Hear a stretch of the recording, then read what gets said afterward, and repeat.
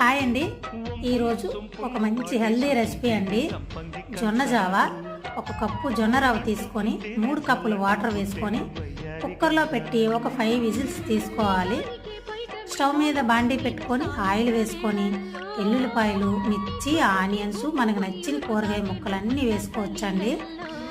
కాస్త మగ్గిన తర్వాత తగినంత ఉప్పు, కొత్తిమీర వేసి ఒక 10 మినిట్స్ మూత పెట్టి పెట్టుకోవాలి. మగ్గిన తర్వాత పెప్పర్ వేసుకొని తయారు చేసుకొని జొన్న జావ ఇందులో వేసుకోవాలండి.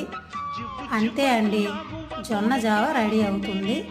చాలా టేస్టీగా, చాలా హెల్తీగా. నచ్చితే మీరు కూడా ట్రై చేయండి. లైక్ చేయండి, సబ్స్క్రైబ్ చేయండి. Thank you.